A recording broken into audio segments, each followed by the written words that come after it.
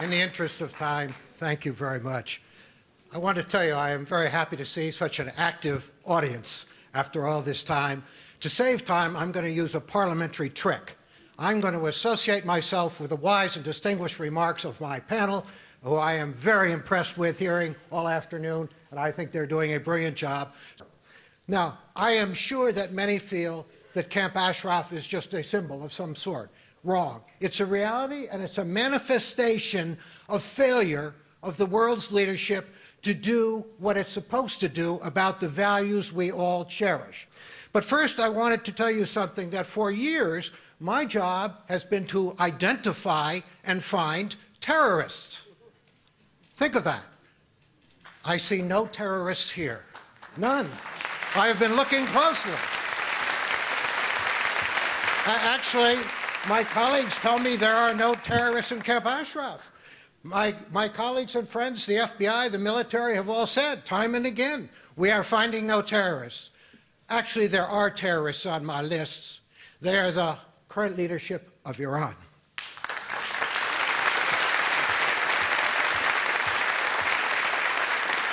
National security is a responsibility for me, for the United States and its citizens, and of course world peace is our desire. Our nightmare is nukes in the hands of terrorists. That's the worst scenario we can come up with. And if you take a look at that scenario, there's only one or two places on the earth, in the globe today, that qualify.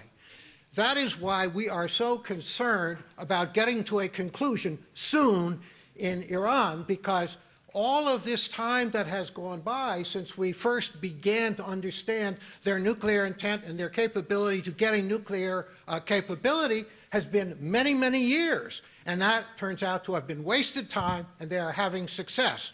So that policy has not worked very well. When I go back and take a look at where we are in the United States today, we are technically a nation at war. When I speak to audiences in the United States, I always ask a question. Do you think we are a nation at war? And you would be surprised how many people do not think that we are a nation at war. This is a different kind of war. This is not World War II, where we have tanks going at each other or navies going at each other. I mean, my Lord, we just lost a huge warship, the USS Cole, to a rubber dinghy. How can that happen? That's terrorism. That's unconventional warfare. It uses all the tools of deceit and dishonor: psychological warfare, violence, atrocity, abuse, picking on innocents. There's no sanctity of life. There's nothing sacred, it seems, except succeeding and maintaining the power. That's the enemy we are against, and it's a very, very strong enemy. We're having trouble in the United States under our present leadership about determining actually who is the enemy. Where exactly is the battlefield? Is it just Iraq? Is it just Afghanistan? Or is it elsewhere? We're having problems with our rules of engagement. Is this a criminal problem, or is this a real war? Is this a conspiracy? Are these people actually at war with us? We weren't sure about that in 1993 and the trade towers. We're more sure about it now at 2001 after the trade towers. But our problem is, after 10 years, think of that, 10 years since 9/11, our commitment is understandably in the United States dwindling. If you ask the question about how committed we are to fighting the war today, we're still having arguments about how to deal with the terrorists and whether to deal with the terrorists. We actually have some candidates now on the hustings in the United States suggesting we should totally disengage and come back inside Fortress America. Wildly impractical, but that debate is on and out there.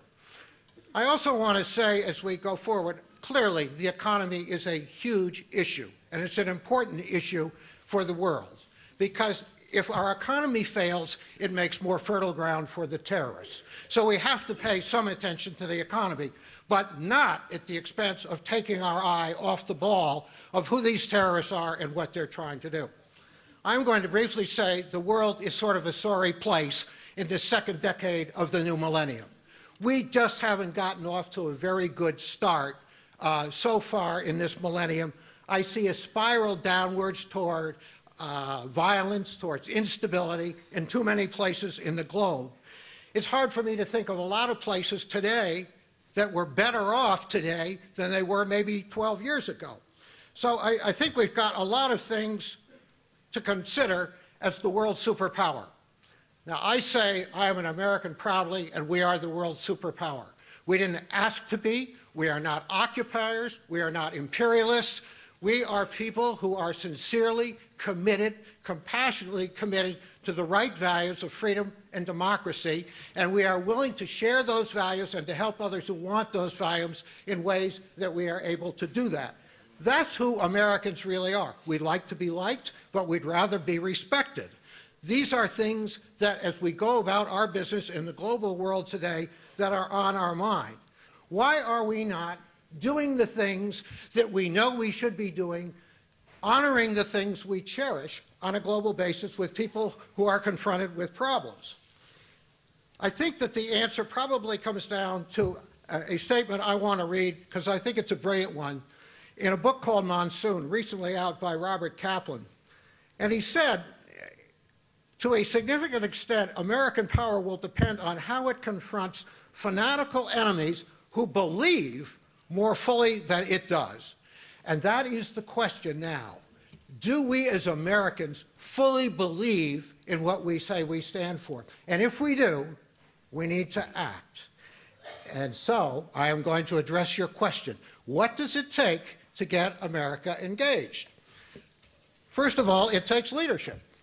I'm going to talk a little bit about things that trigger American action, and then I'm going to talk a little bit, very briefly, about regime change.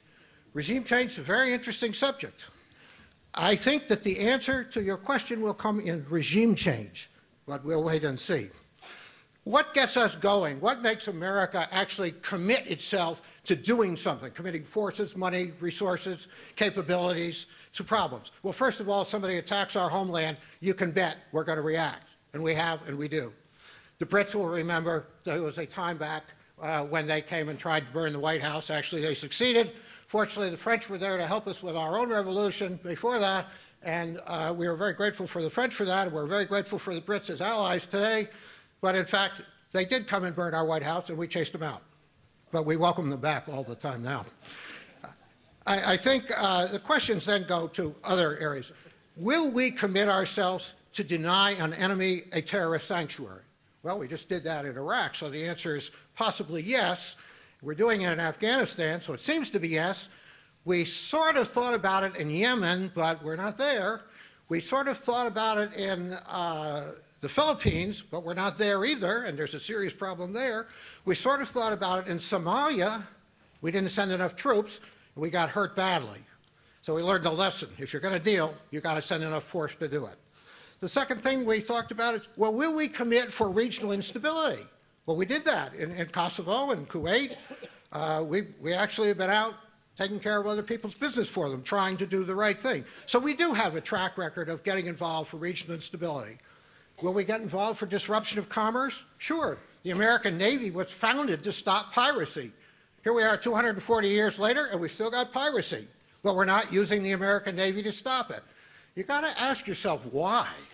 Why is it that we aren't using the capability we have to stop these kinds of things? Will we use our powers to stop nuclear proliferation? Well, we say we will, but look at what's happened in North Korea. They have proliferated. Look at what's happened in Pakistan with the AQ Khan network. They have proliferated and sold to people around the world. This has been a very hard thing to get involved with. We're making an effort, but we don't quite know how to do it, but we know we have to engage on the nuclear proliferation.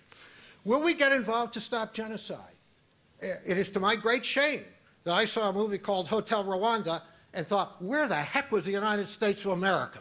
What happened in this genocide? Why were we sitting on our hands? Good question. We don't always act consistently about these things. Will we respond to humanitarian relief? Well, we went to Haiti. We did a good job down there, Darfur, but the situation's not a whole lot better. But what I'm trying to convey to you, there are a lot of reasons, a lot of challenges that come across our desk as the great superpower, and we are very inconsistent about how we respond to them. And it is puzzling to our allies, and it is comforting to our enemies, because enemies profit on uncertainty and on weakness, and we do know that.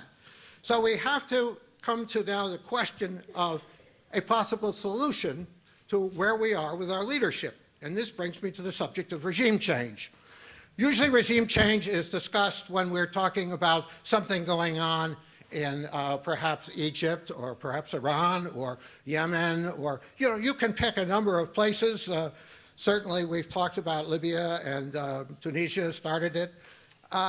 So the problem with regime change is this. Who decides to change the regime?